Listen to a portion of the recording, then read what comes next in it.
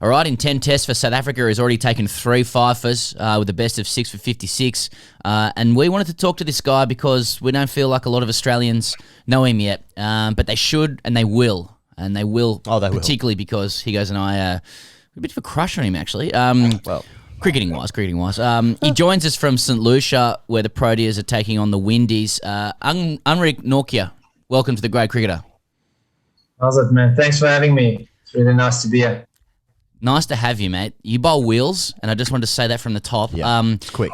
Anrich, you I'll tell you things you already know. You won 4 CSA awards, Cricket South Africa awards, last Monday, including the prestigious South Africa Cricketer of the Year award. And you said it was despite an up and down season. So I guess my question is, how good can you be if you have a really good season? Yeah, I mean, yes, it's just about, I think at the end of the day, winning the game. So it's difficult really saying you've had a good season when the team isn't really doing too well. So there's always room for improvement, obviously. So from my side, hopefully just try and improve wherever I can. We've had some moments with the coaches and with the captain where just identify certain moments that could have been better. And hopefully this season sort of be on top of those moments and hopefully break it through for the team as well. Well, if I could just pick you up on that idea, Anrich, that if your team doesn't win, you can't really be that satisfied with the season. I mean, all cricketers know, we played at the grade level, just a level below state cricket. We all know that you can have a great game, especially if your teammates lose. It feels great to head into the change room. You feel smug. And I just noticed that you actually, you when remarking on your season, which included a 5 for 56 against Pakistan in Royal Pindi, you called it special, despite the Proteas suffering a 95-run loss. So on some level, you must understand that you can have individual success even if your teammates are struggling. Yeah, that's true. But, I mean, at the end of the day, you want to win. So, yes, in that moment, maybe there's a good feeling about it. But when you look back at it, you still want to win. And I'd rather take a 1 for than take a 5 for and win the game. So, there's been certain moments that stood out this season, and doing it in Pakistan was one of them. Anrich, I want to talk about fear because you must be scaring people in the nets your entire life. And I was listening to a story you were telling recently in 2010 when back in the day the Champions League was in South Africa. And so that's 11 years ago. You must have been, 16, something like that, 16, 17. And you're bowling to some of the guys in nets. And I believe you bowled to Chennai. Yes. Who were you bowling to? Who were you scaring? Did anyone say, I don't want to face this kid over here? No one. No one at all. I can promise you that. I wasn't that quick. I was always sort of the fast bowler in the team, but that was sort of age groups and wasn't that quick. I remember, who was it? Lefty from Oz playing for Chennai. Manners. Yes, he might have. No, I don't think it was him. But Bollinger. I just remember. Doug Bollinger. Might have been him, yeah. Yeah. I just remember, like, I'm running in. He's like of a 5-step run up, hitting the post, and you can just hear the sound and the energy on the ball, and I'm trying to run in. So, there was a lot of build-up, but it was nice having that opportunity, like seeing everyone. I remember going to MS in the nets there. Didn't look like he wanted to be there. Didn't look like he came back, to be honest. And then, but I don't think I didn't realize it was him. It just looked like, he was just hitting a couple of balls, almost standing still, not using any feet as he does. And it was just afterwards. It was just such a nice moment to sort of see everyone and realize who there is and who the greats are there. Yeah, I thought MS might have been there. So you're just bowling to MS Dhoni, not moving his feet. He's probably doing some helicopter shit. Like, is he? I actually think they were just blocking it at that stage. When I went out the net, there were some shots fired. So they were just trying to get the eye in at the start, I think. But can I just ask, so you're bowling to CSK, you didn't know who you were bowling to, and your thought was like, man, this bloke just doesn't move his feet. Does he even want to be here? And did you register that thought with them? Yeah, I'm not gonna lie. I did think that. Yeah. and then 8 years later, I was hearing the story again. 8 years later, you're bowling in the nets to the South African team, and apparently you're just peppering Hashim Amla in the nets, hitting him in the ribs, just in the shoulder, just peppering him. And then Hashim's like, "Who is this guy?" Then a year later, you make your debut for South Africa. Is that right?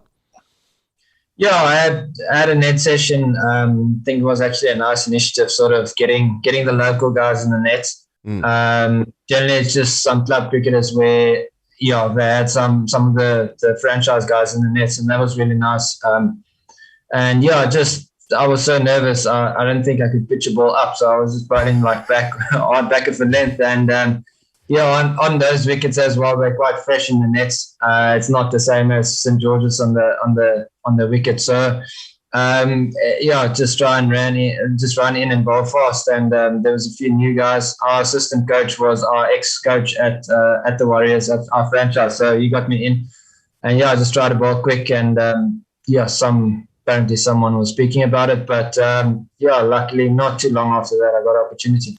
I love this idea that when you're nervous you can't bowl full, so you have to bump people. I'm just too nervous. Sorry, mate. Sorry, hush. Really...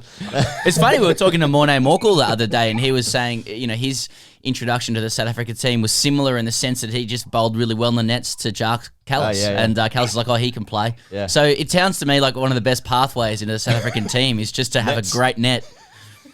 I reckon we must do it more. We don't do it too often then. Well, I mean, let's get it out of the way. Anrich, you've talked about this before. I mean, can you've registered, 156 on the clock in the IPL and stuff like that. Can you break 160? I mean, that the only language we speak in Australia is of fear and violence and intimidation and pace. So talk to us in our language. Can you go that fast? I'd like to. Definitely when I'm training, when I'm off the field, it's a goal. When I'm on the field, it's just about performance and getting wickets and helping the team win. But when I'm off the field, it is definitely something that motivates me. That sort of when you're tired or when you don't want to do extra sets or whatever it is, just to try and push on. So it's definitely something I'd like to do. I'd like to achieve. But for now, I think it's been a long season.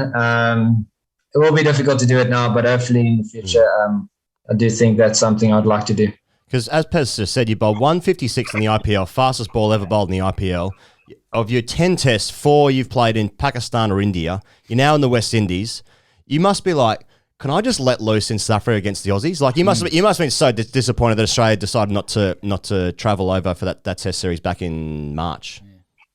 Yeah, it would have been nice to play against them. It's always nice to play in SA as well. I think we would have played up country, so I'm from the coast, so there's not a lot of bounce, not a lot of play, so it's always nice playing up country. But I think all in all, playing the Australians, we had that one-day series just before COVID, and that was really nice. There's always some sort of just extra adrenaline going when it's the Oz. It was my first time, didn't know about anything, but there's just something extra. So it is really nice playing against them, and hopefully we can play that soon.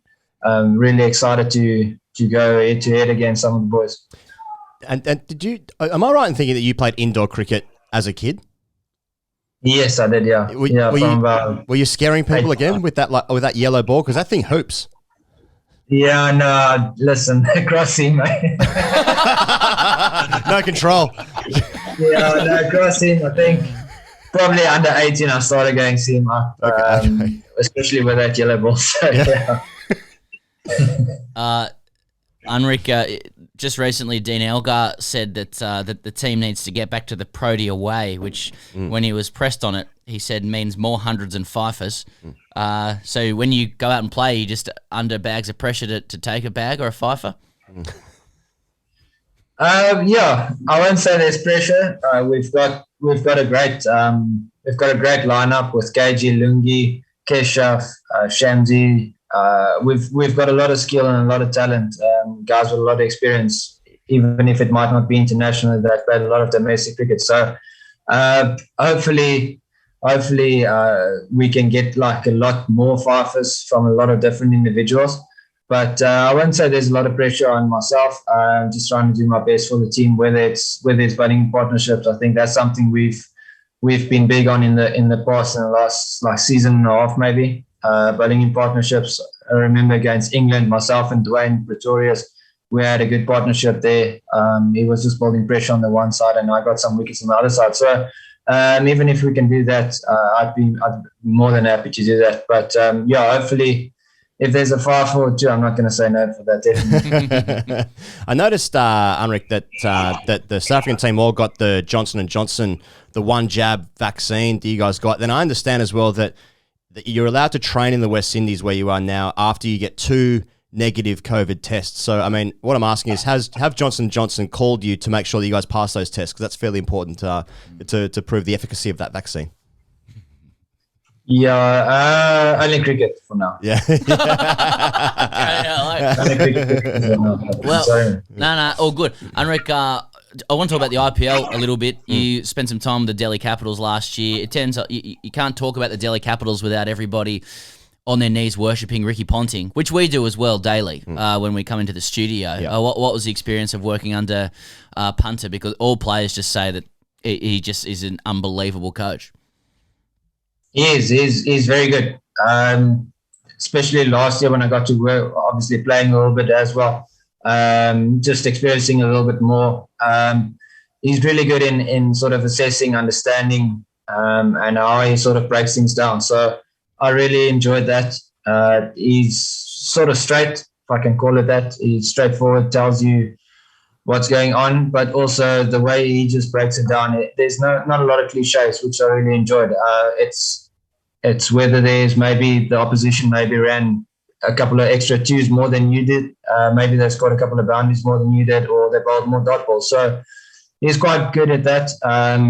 And yeah, it just feels like there's a good understanding after the game of what we did well or what we did wrong.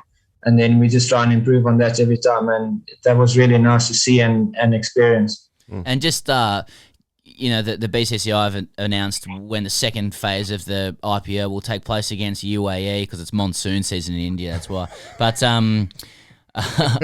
it's just you got to avoid the monsoons. A lot of the players from different countries have got scheduling issues then off the back of different quarantines and whatnot. You're probably going to see teams with different makeups to what they had in the first half of the IPL.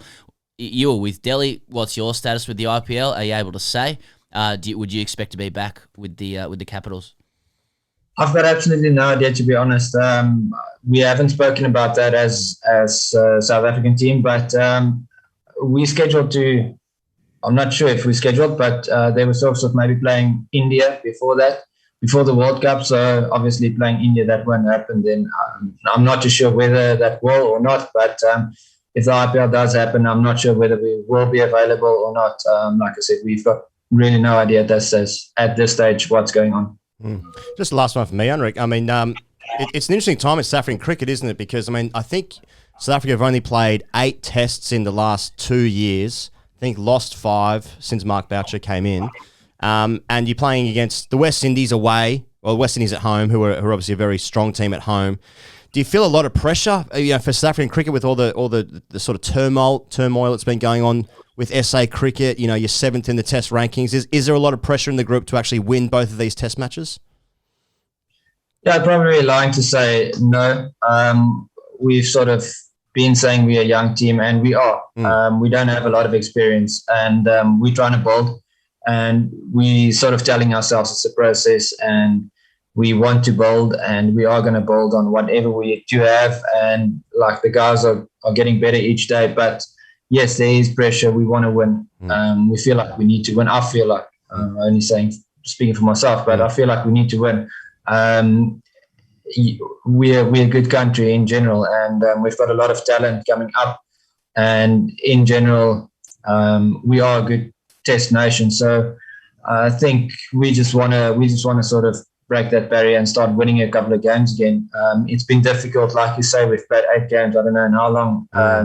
If you go 2 games here, 2 games there, we're not like maybe Australia, India, or England, where you play maybe a 5-match series. I think the last time we played 4 games was against England, and then we had a break again. So then it was COVID as well.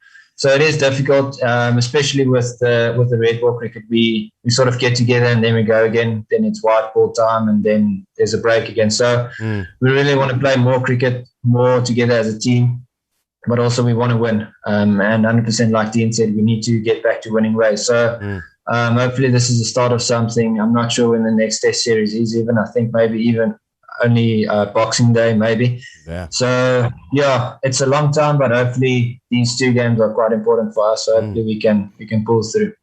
Well, Anrich Nortje, such a great name to say. Such a shame that we couldn't see Australia over there in South Africa facing you. I feel like that would have been very interesting and it would have had its own edge to it. We just have a feeling. Nothing would have happened. Yeah, no, nothing would happen at all. It never does when we go there. Exactly. I hope they can reschedule that. I don't get the impression out of Australia that keen. Probably because you're bowling 160. But if not, mate, you got a five against Sri Lanka, against England, against India. You've knocked over Kohli. You guys are scheduled to come out here, not this summer, but next. Would love to see you, rip and tear, basically. So, and until then, mate, go well with your cricket, and thanks for joining us. No, thanks so much, guys. Thanks for having me. Really looking forward to coming over to you guys. Would be an unbelievable experience. But yeah, thank you so much for having me, and have a great day.